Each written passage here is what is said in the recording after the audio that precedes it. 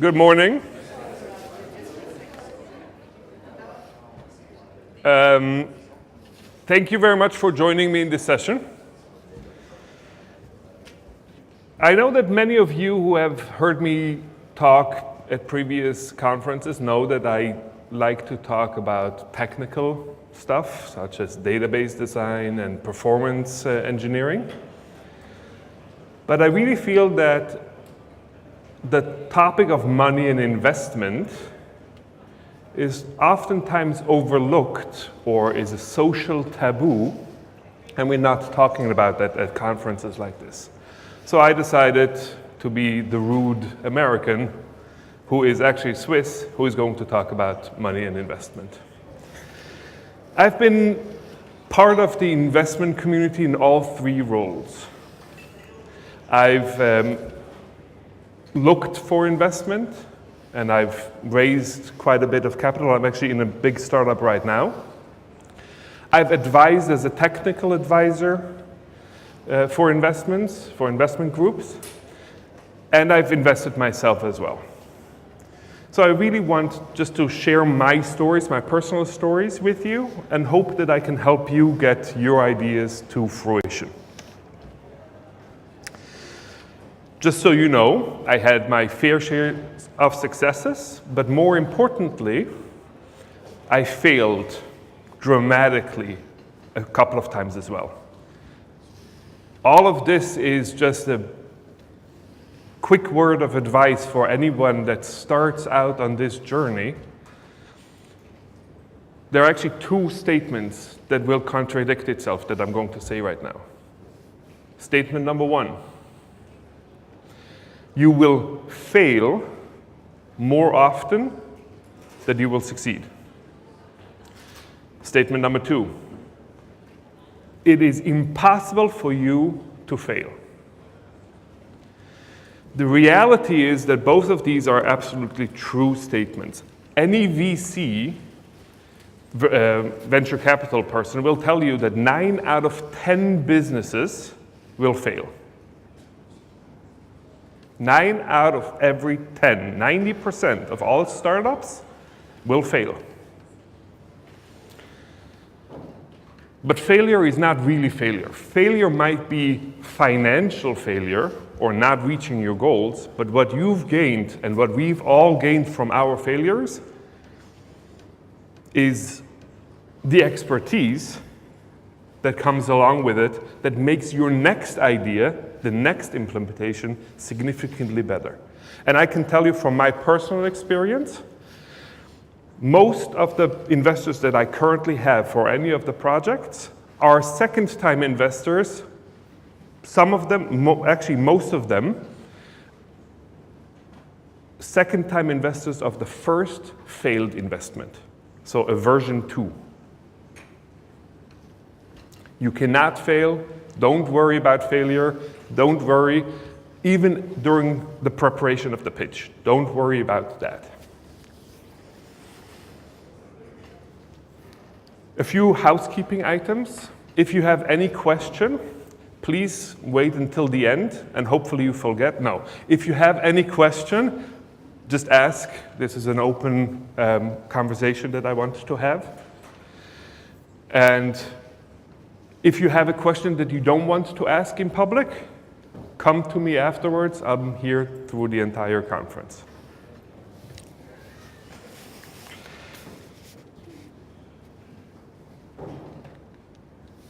First of all, in here, who has a business idea that they're currently trying to raise money for? By raise of hands.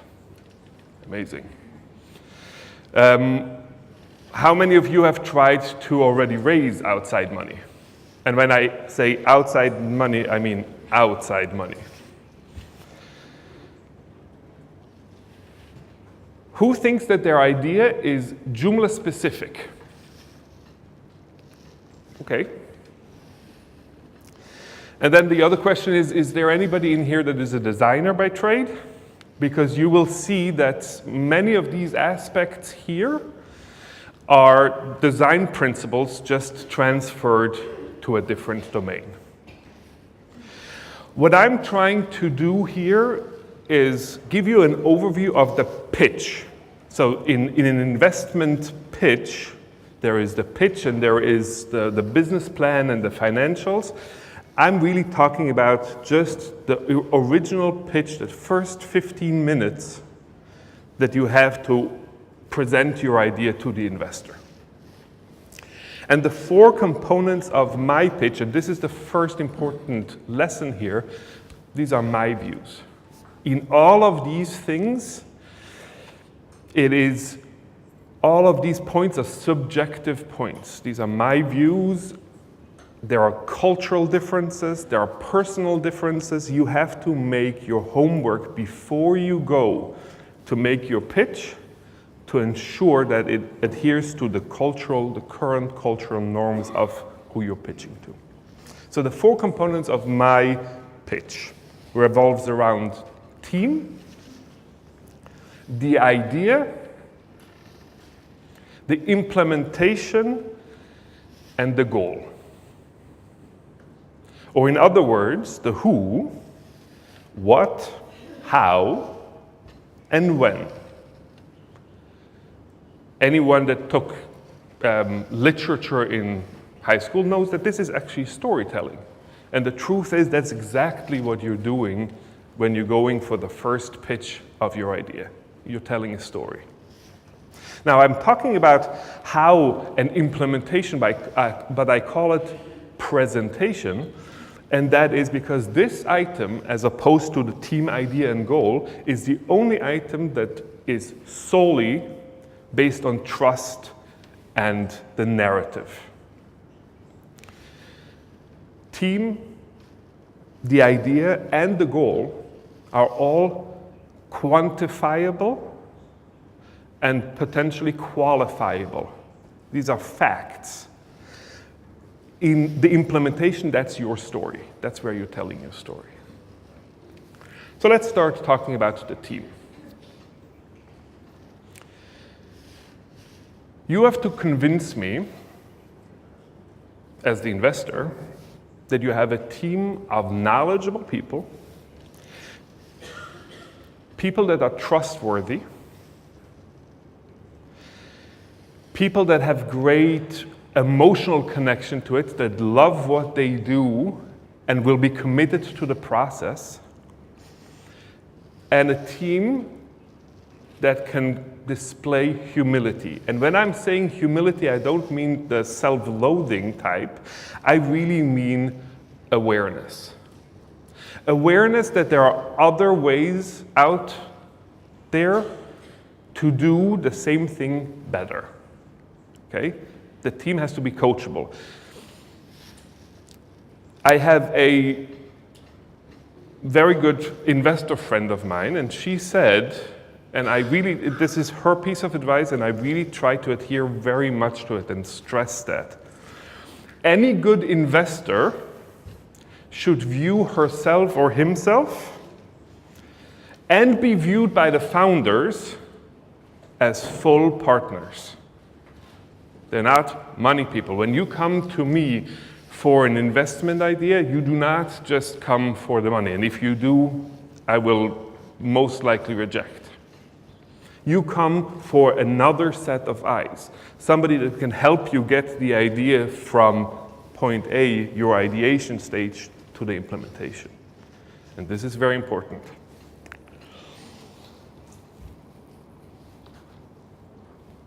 And when we're talking about the team, remember, you and anyone on the team, during the stages of courting, of dating, you represent the entire team and the entire business. And I'll tell you a little story. I was sitting as a technical advisor for an investment firm.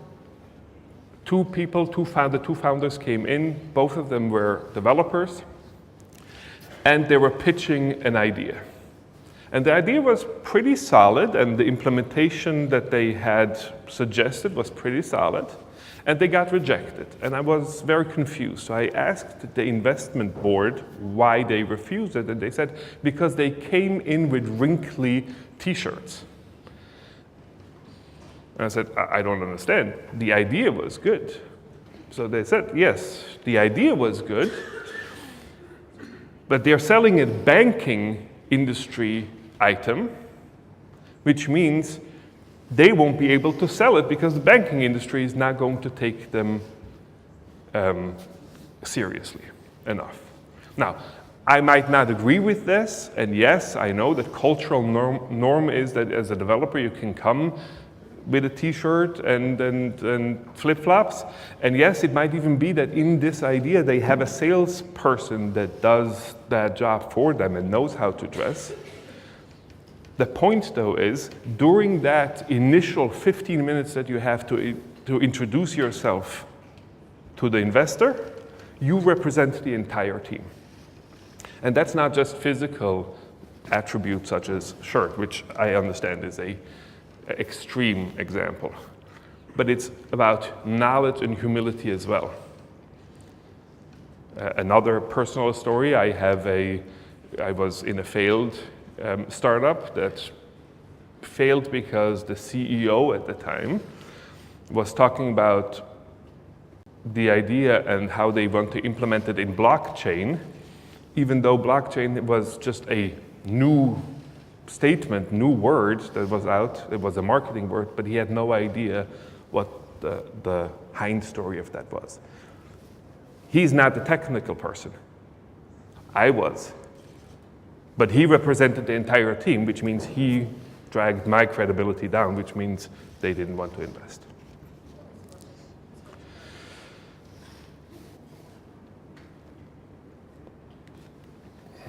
Let's go on to the idea phase.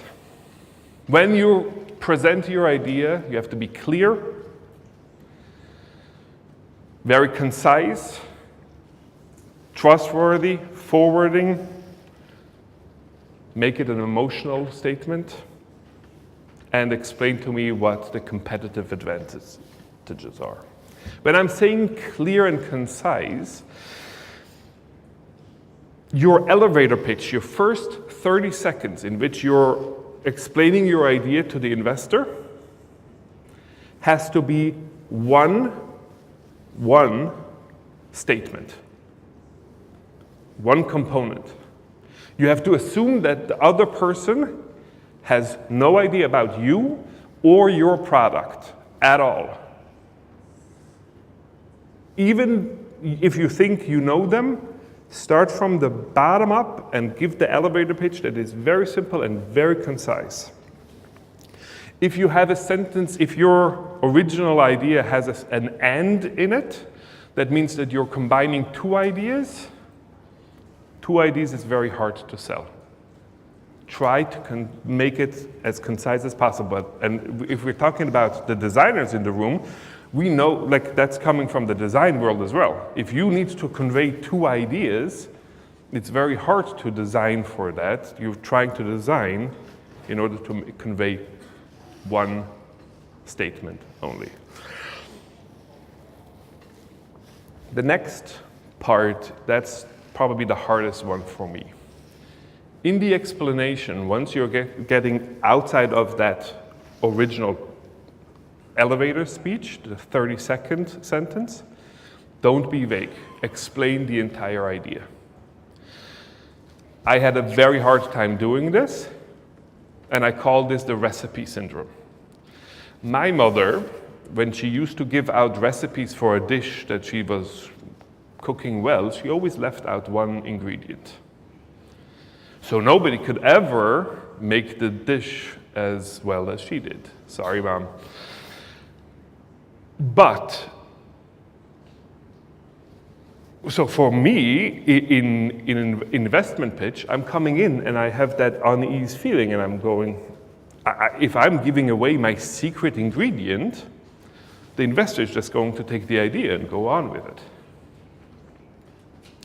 The truth, though, is if I'm standing here trying to get investment from you, money, I want you to entrust me with your money. and oftentimes a large sum of it,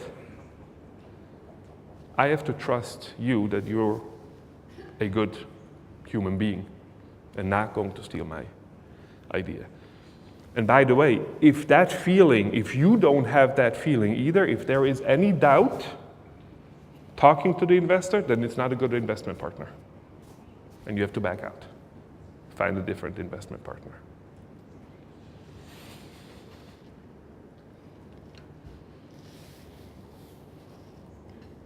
As a general suggestion, I always say be emotional in your pitch.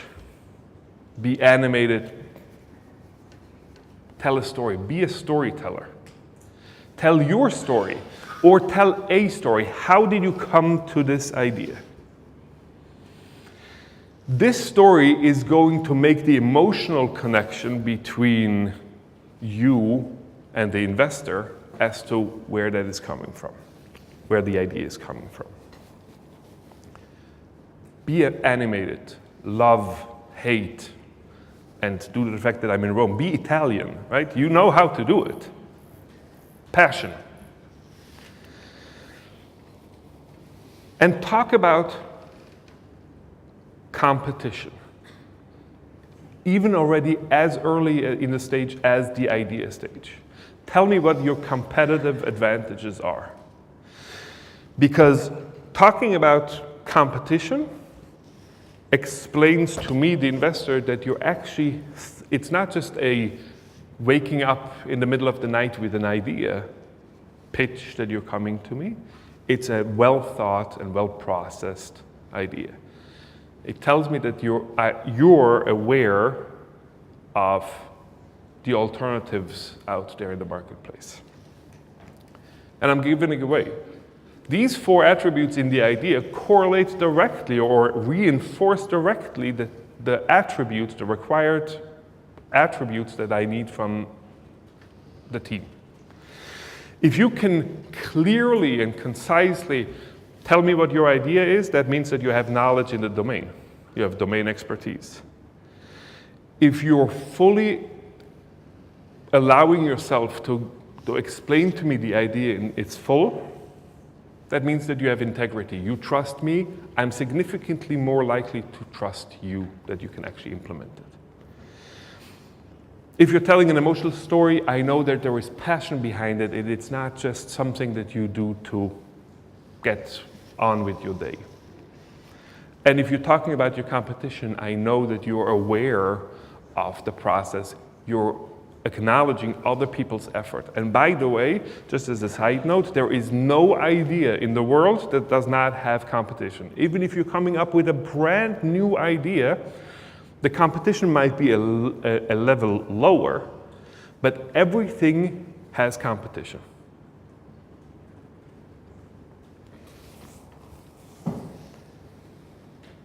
Let's go on to the next stage, which is the implementation.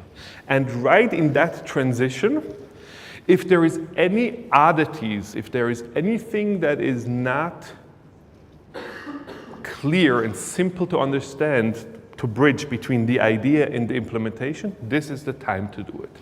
So I see that I have a bunch of people here. I actually would like to try that out in an example, precisely at this point, where I'll give you an idea, my idea.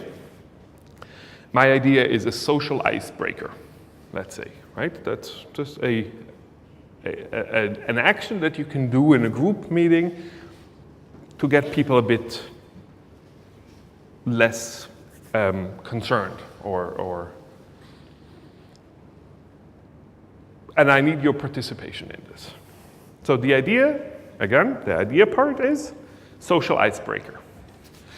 So what I want you to do is, on count of 3, introduce yourself to the person right behind you and shake their hands. 1, 2, 3, now, please, do it. Ah.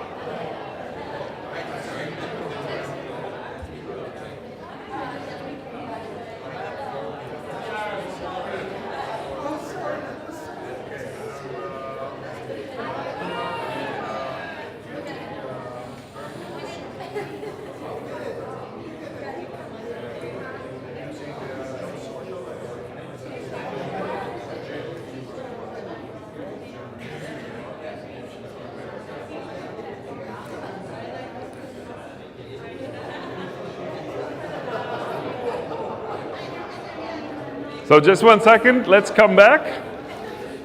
Okay, let's come back just 1 second because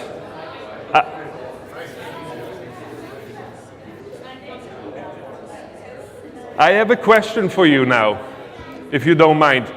Who was able to introduce themselves? By raise of hand. Who was able to? You all failed. Because if you introduced yourself to the person right behind you, by turning around, the person behind you didn't turn around. Other than Wilco, fine. So, I don't care about whether the idea was flawed,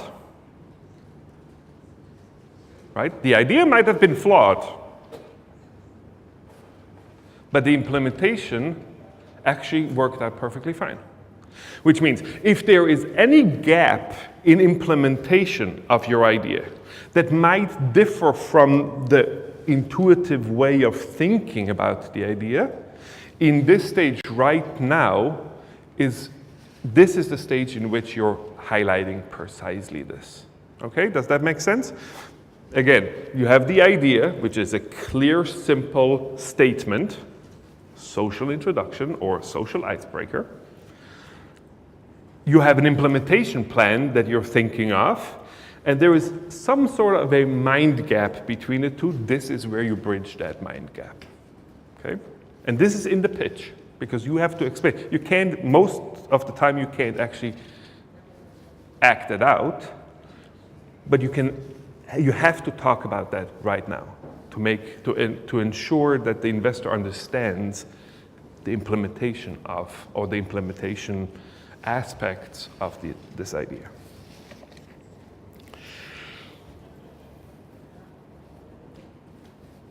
This is one of the most important things to remember in any pitch.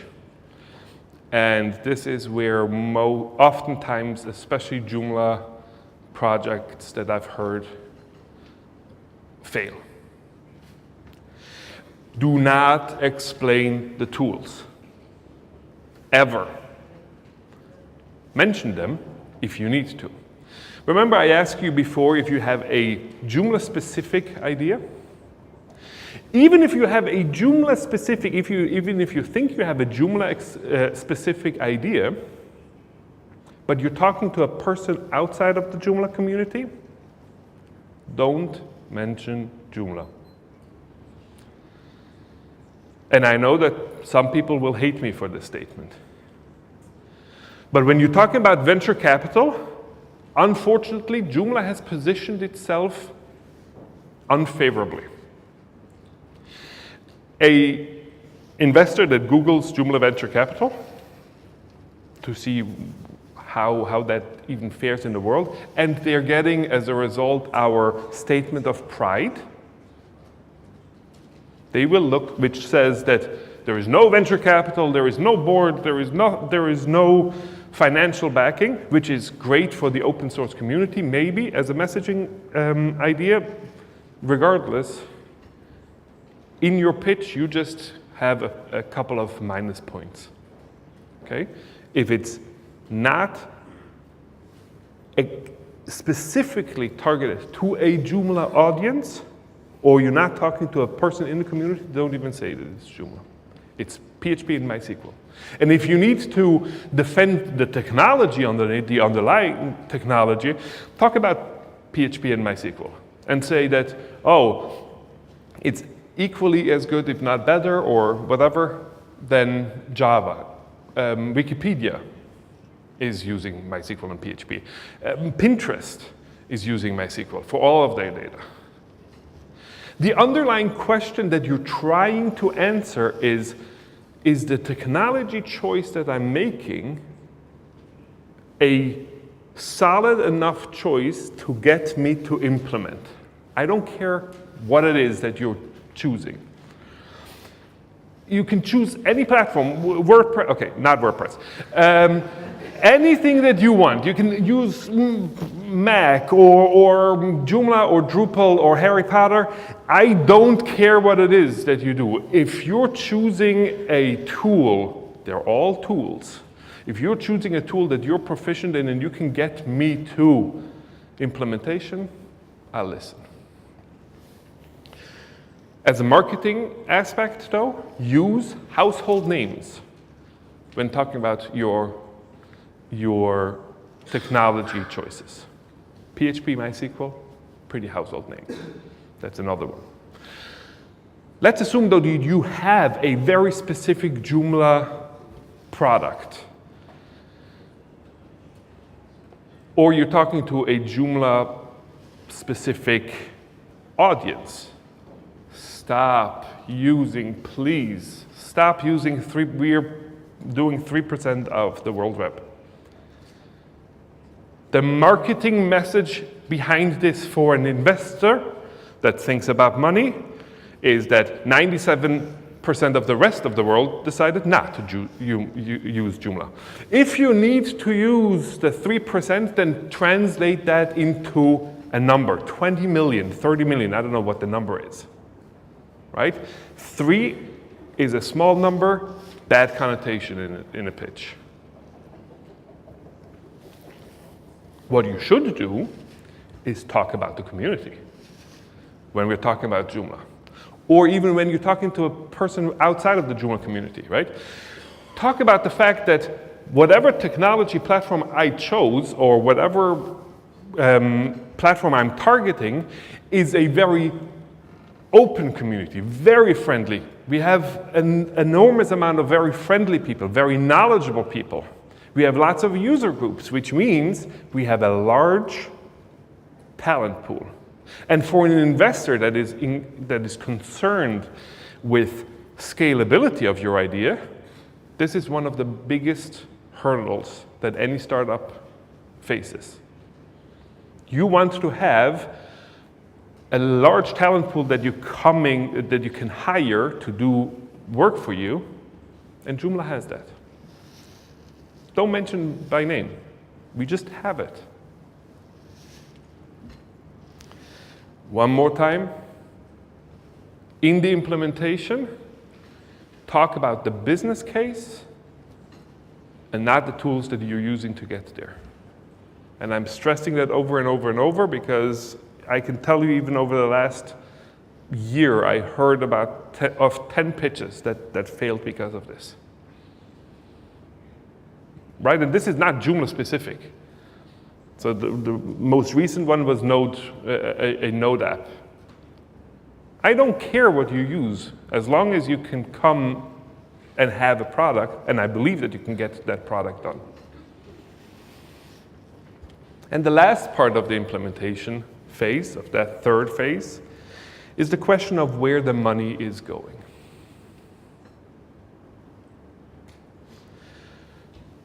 This is not where you go into financials. This is not even where you're discussing ultimate goals. This is just telling me where it is that my money is going in the implementation. I want to be ensured that you're spending generously on the idea, but not fund yourself. And this is the segue into discussing goals. The hardest question that any potential startup owner has to ask themselves and answer truthfully is, are you just funding your own job? Are you creating a job? Or even more, and this happens quite common. Are you funding a job for you and a bunch of people and you want to create a successful business? Is that what you're trying to do? Because if that's what you're trying to do, investment might not be the right vehicle. An investor is in this to make money from money. running a successful business that needs capital, there's a whole bunch of other vehicles out there, and we'll discuss that in a quick second, and I'll explain that. But you need to make sure that the investment idea that you're having is really an investment idea and not just a business idea. And there is a massive and vast difference. Is what you're asking from me an investment, or is it a loan?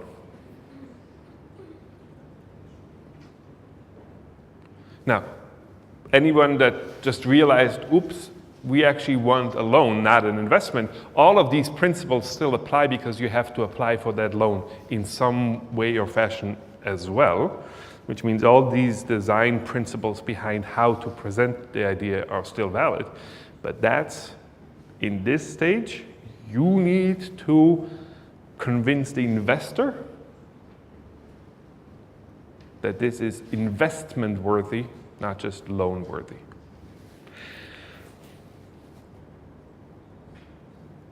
Remember that statement? 9 out of 10 businesses fail, startups fail, which means your successful startup has to pay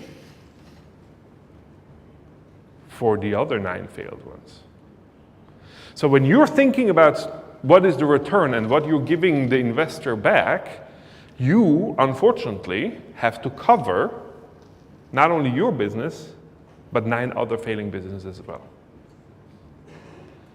What I, as an investor, am looking for, or the rule of thumb, is a 10-fold investment of what the business owner, is thinking of. And I know that sounds very harsh, but that's reality.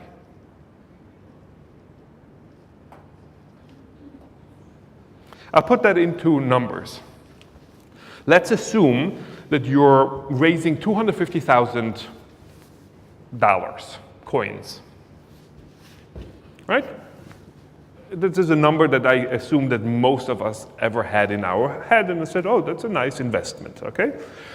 And I have a projected revenue.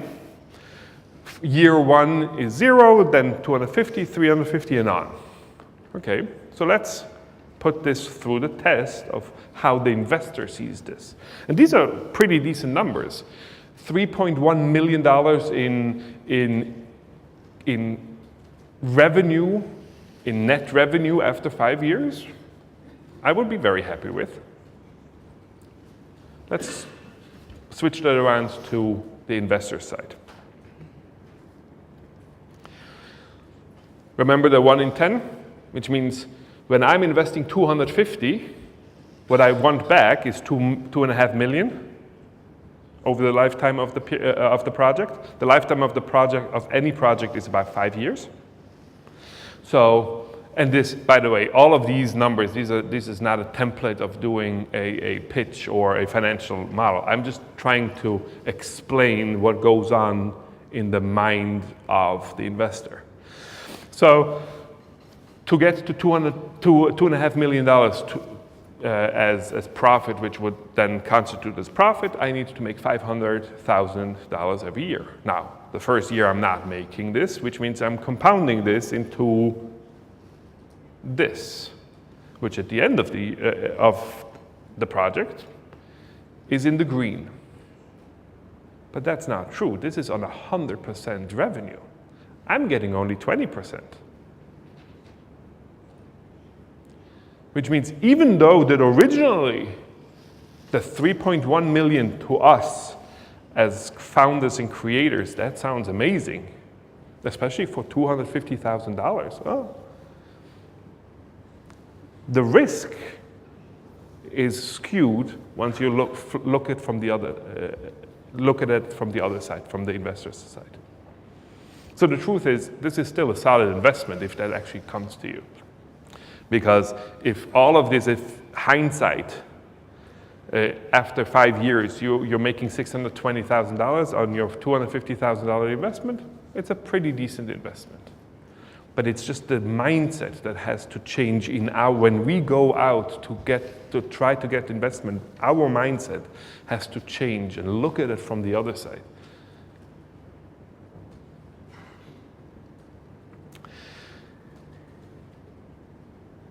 When you're pitching the goal, and I'm saying that over and over, think about the investor. But everything is up for negotiation. Once you presented the idea and you came up with some sort of a convincing story that you're telling the investor, always remember, you can always negotiate. Now, that means that in your goal, keep negotiation room for yourself. Don't be very conservative. Be conservative on your end to make sure that you have the negotiation room afterwards. Okay? And simple, to recapitulate all of this into one slide. Don't forget, you represent the team. Likewise, look at the investor as an equal partner in the success of your idea. And by the way, I'm just giving you a quick side note here. They're not just a 20% partner, they're a 100% partner in the success of your idea. Because they want you to be successful as much as you want you to be successful once they're invested. This is a great ally to have. Love simplicity. When talking about your idea, concise and simple. And tell the story. And when talking about the implementation, and I know that I'm just highlighting the bad parts, but I think that's where we oftentimes fail. I'm stressing again, stop talking about the tools and start talking about the business case. And make sure that you convince that the dollars or the euros or the yens are going to the idea, not to the founder. A quick aside here as well. And this is totally dependent on culture. In the US, if you're saying, I'm not taking any salary during that time, that's a massive warning sign. This is not good. Because if you're not taking a salary, that means you're doing something else, which means you're not invested in the product. Now, that doesn't take into consideration reality. You might just have won the lottery and you don't need the money. Or for that matter, your spouse is bringing in the money. That's not the point. Now you have to explain why. In your pitch, take a salary, a small salary, to make sure that you can survive. But take a salary. And this is, again, very specific to the US. I don't know how it's looked upon in other cultures. Keep that in mind. At least think about what does it look like when you're saying, I'm not taking any salary. The founders are not taking any salary.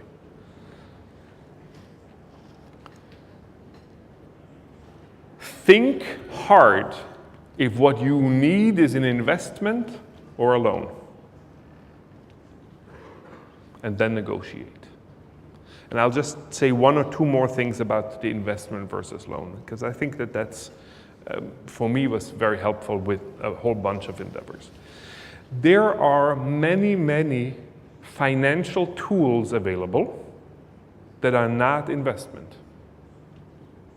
There are small business loans, there are state or government-sponsored loans, there are regular bank loans, there are loans against contracts which means against future income.